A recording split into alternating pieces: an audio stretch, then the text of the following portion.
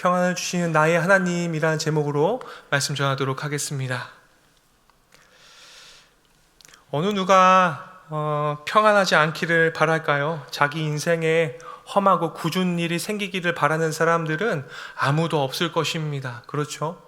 여기에 자신에게 안 좋은 일이 생겼으면 좋겠다 이렇게 생각하신 분은 없잖아요. 이 시대에 어느 누가 혼돈을 원할까요?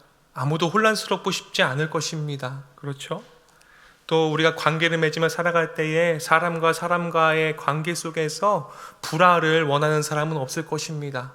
다 화평하기를 바라고 기쁘기를 바라고 잘 통하기를 바랄 거예요. 어느 누가 막막한 미래를 기대할까요? 다 미래가 조금 안정되기를 바라고 미래가 조금 찬란했으면 좋겠다 이런 생각을 다들 하면서 미래를 또한 준비하면서 사실 것입니다. 그런데요, 누구도 기대하지는 않지만 우리가 인생을 살아가면서 우리에게나 누구에게나 안 좋은 일이 나에게 일어나지 않을 법한 일들, 나에게 안 일어났으면 좋겠을 일들이 문득 찾아올 때가 있어요. 왜 나에게 이런 일들이요. 그때마다 우리는 각자의 나름대로의 방식으로 그것들을 돌파해 냅니다. 그런데 나름대로의 방식과 방법으로 답을 찾아보지만 때로는 공허하기도 하고 때로는 너무나 힘들어서 낭망하고 넘어지고 싶을 때가 있을 때가 있어요. 그럴 때 어떻게 해야 할까요? 저는 오늘 말씀을 준비하면서 오늘 본문이 저에게는 굉장히 큰 은혜가 있었습니다. 오늘 아사왕의 모범을 통해서 좀 살펴보고자 하는데요. 제가 혼자 오늘 말씀을 봉독해 드렸는데 1절 말씀을 함께 다 같이 한번 읽어보겠습니다. 1절입니다. 아비야가 그의 조상들과 함께 누움에 다윗성에 장서되고 그의 아들 아사가 대신하여 왕이 되니 그의 시대에 그의 땅이 10년 동안 평안하니라. 여러분, 본문을 통해 보면요, 아사 왕이 통치하던 시대의 이스라엘은 어땠습니까? 평안했다라고 얘기가 나와 있어요. 평안했습니다. 아사 왕이 통치하던 시대의 이스라엘이 평화로웠던 그 이유를 성경에서는 잘 표현해주고 있어요. 그 이스라엘이 평화했던 이유를 세 가지로 정리할 수 있겠는데요. 첫 번째는 선과 정의를 행하는 삶이었기 때문에 이스라엘이 평안했습니다. 2절 말씀 보면 이렇게 되어 있어요. 아사가 그의 하나님 여호와 보시기에 선과 정의를 행하여 라고 되어 있습니다. 선과 정의의 기준이 무엇인가요? 성경에 보면요, 여호와께서 보시기에 라고 되어 있습니다. 그러니까 우리가 신앙생활 하면서 선과 정의의 기준은 뭘로 정할 수 있겠습니까? 여호와께서 보시기에가 기준인 것입니다. 그 여호와 하나님은 바로 어떤 하나님이라고 표현하고 있냐면요, 전 여기에서 제일 감명을 받았어요. 그의 하나님이라고 고백해요. 그의 하나님. 다른 누구의 하나님이 아니라요, 그의 하나님입니다. 아사 왕의 하나님이요. 아사 왕에게 하나님은요, 아브라함의 하나님, 이삭의 하나님, 야곱의 하나님, 다윗의 하나님이 아니라요, 아사 왕이 만났던 그 하나님이었어요. 그래서 성경은 그의 하나님이라고 표현합니다. 아사 왕 자신의 하나님이라는 거예요. 남의 하나님이 아니라는 거예요. 나의 하나님이요. 이 말은 아사 왕은 여호와 하나님을 만나고 경험하고 교제하고 있었다는 것입니다. 하나님과 친밀한 교제 가운데에 있었던 아사 왕이 이스라엘을 통치하니 평안할 수밖에 없습니다. 과거 홍해를 가르시거나 광야를 인도하신 하나님이 아니라 지금 살아 역사하셔서 아사왕과 동행하시고 아사왕과 긴밀한 교제를 하고 계시는, 그의 삶을 만지시는 그의 하나님을 의미합니다. 사랑하는 여러분, 여러분들에게도 나의 하나님 있습니까? 있으십니까? 아멘입니다. 누구도 부인할 수 없는 나와 하나님의 그 특별한 이야기가 여러분들에게 있으셨으면 좋겠어요. 그 긴밀한 깊고 깊은 교제 가운데에 나의 하나님을 표현할 수 있는 그 마음이요. 힘들고 어려울 때마다 하나님과의 관계를 견고하게 유지시켜 줄 그 따스한 기억이요. 왕년에 수련회에서 나도 왕년에 산기도 좀 했어, 이런 거 말고요. 지금 긴밀한 교제 가운데 나의 하나님을 표현할 수 있는 거예요. 그게 필요한 것 같아요. 바로 그 하나님이 여러분들의 삶과 그 삶 속에서 교제하실 때 그 긴밀한 교제 가운데에 그 선과 정의의 기준을 아주 명확하고도 선명하게 알려주실 것이라고 저는 믿습니다. 그래서요, 그 하나님과의 그 친밀한 교제가 지금 현재형이 되지 않으면요, 우리는 그 선과 정의를요, 그 기준을요, 매우 흔들리게끔 할 때가 너무나 많아요. 그래서 하나님과의 긴밀한 교제, 그 하나님과의 사귐이 너무나 필요합니다. 그것이 우리가 그리스도인으로서 평안할 수 있는 첫 번째 방법인 것입니다. 그분과의 친밀한 만남과 관계가 있었기 때문에 아사는 그 하나님과 자기 삶의 기준으로 삼을 수 있었기 때문에 이스라엘을 평안 가운데 통치할 수 있었습니다. 그리고 그러한 기준이 있었기 때문에 그 기준에서 벗어나는 다른 모든 것들을 쳐낼 수 있는 이유와 근거들을 많이 만들어 놓았어요. 이거는 여호와 보시기에 잘못된 거야 라고 명확하게 얘기할 수 있었죠. 사랑하는 여러분, 예수 그리스도가 여러분들의 기준이 되시길 바랍니다. 하나님의 기준을 찾으시는 분들이 되셨으면 좋겠습니다. 선과 정의에 대한 기준이 여호와 보시기에 합당한 거예요. 두 번째, 평안할 수 있는 두 번째 방법은 무엇이었습니까? 우상을 없애는 삶이었기 때문에 이스라엘이 평안했습니다. 3절과 5절을 우리가 함께 읽어보겠습니다. 3절과 5절입니다. 다 같이 한번 읽어볼까요? 이방 제단과 산당을 없애고 주상을 깨트리며 아세라 상을 찢고 또 유다와 모든 성읍에서 산당과 태양상을 없애매 나라가 그 앞에서 평안함을 누리니라. 이 하나님과 긴밀한 교제 가운데요, 선과 정의의 기준이 명확한 이 아사왕이 통치하니까 어떻게 됩니까? 모든 우상들, 모든 이스라엘의 이방 제단과 산당과 모든 우상들을요 다 없애버립니다. 왜요? 그 기준이 명확했기 때문에요.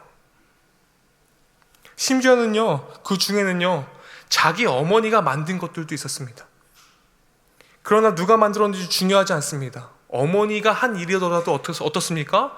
하나님과의 긴밀한 교제 가운데 있다 보니까요, 그것들 다 허물어 버려요. 어머니가 하신 일이라도 잘못된 것을 고쳐나가는 것이 옳습니다. 아사왕의 삶을 여러분들에게 도전합니다.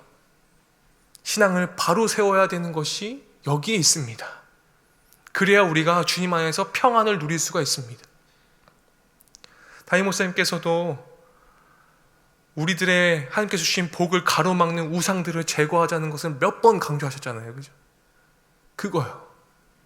우리의 평안을 가로막는 것들. 그것들을 성과 정의 여호와 보시기에 정확한 기준으로 여러분 꼭 나만의 우상을 없애셔야 합니다. 그래야 우리가 평안할 수 있어요. 여러분 가정 안에서 그래서 영적인 회복이 있길 바랍니다. 혹여나 오랜 전통 가운데 가정에서 내려오는 여러 가지 일들, 말이나 결정이 하나님의 말씀에 어긋나거든 담대하고 당당하게 말씀하시길 바랍니다. 고쳐가시길 바랍니다. 영적 권위는요, 나이나 서열에 있지 않잖아요. 하나님의 말씀에서 나오잖아요. 그것이 하나님 보시기에 선과 정의라면 마땅히 행하시고 여러분들 가정에 숨어있는 각자의 우상들을 없애고 세상적인 가치와 방법들을 깨트리고 찍어내시기를 소망합니다.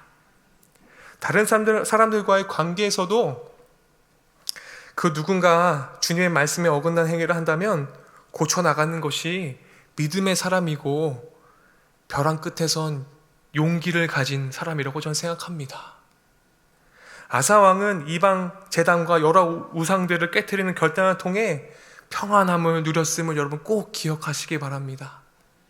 세 번째는요, 하나님의 율법을 행하는 삶이었습니다. 그것이 평안함을 누리는 세 번째 방법이었어요. 4절 말씀 아까 건너뛰고 읽었는데요. 4절 말씀 다 같이 함께 우리 하나님의 말씀을 선포해 보겠습니다. 유다 사람에게 명하여 그 조상들의 하나님 여호와를 찾게 하며 그의 율법과 명령을 행하게 하고. 아사 왕의 삶은 말씀대로 행하는 삶이었습니다. 무조건 하나님을 찾는 삶이었어요. 하나님과 깊은 교제를 갖기 위해서 그는 여호와를 계속 찾았어요. 그리고 그의 율법과 명령을 행합니다. 이스라엘의 전 역사를 여러분 살펴보시면요, 반복되는 것 중에 하나가 평화를 누리는 왕의 그 시대 가운데의 공통점은 무엇입니까?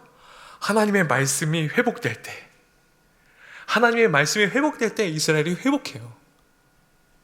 나라가 회복되고 평안을 누리는 것을 보게 됩니다. 이것은 어쩌면 성경의 가장 기본적인 원리가 아닌가 싶습니다. 신명기 6장 3절 말씀에도 이런 말씀이 있어요. 제가 한번 읽어드리겠습니다. 이스라엘아 듣고 삼가 그것을 행하라. 그리하면 네가 복을 받고 내 조상들의 하나님 여호와께서 내게 허락하심 같이 젖과 꿀이 흐르는 땅에서 네가 크게 번성하리라. 요한복음 13장 17절 말씀도 이렇습니다. 너희가 이것을 알고 행하면 복이 있으리라. 이렇게 되어 있습니다. 하나님의 말씀을 행할 때, 그냥 그 말씀이 머무는 것 이상으로 우리가 행할 때, 순종하며 나아갈 때, 하나님의 말씀의 중요성은 창세기 1장에서 이미 드러난 사실이 있잖아요. 태초에 하나님께서 이 세상을 창조하셨습니다. 근데 세상을 창조하시기 전 태초의 상태가 어떻다고 표현합니까? 제가 한번 언급한 적이 있었는데요. 혼돈과 공허였습니다. 혼돈과 공허요. 혼돈은요, 여러분 어떤 것입니까? 형태가 없다, 이런 뜻입니다. 형태가 없는 상태가 혼돈의 상태예요. 공허는 무엇입니까? 내용이 없다라는 것입니다. 한마디로 형태가 없고 내용이 없는 것이 혼돈과 공허의 상태가 주님께서 개입하시기 이전의 상태였다라는 것입니다. 쉽게 말하면요, 여러분, 혼돈은요, 컵이 없는 상태이고요, 공허는요, 이 안에 물이 없는 상태인 것입니다.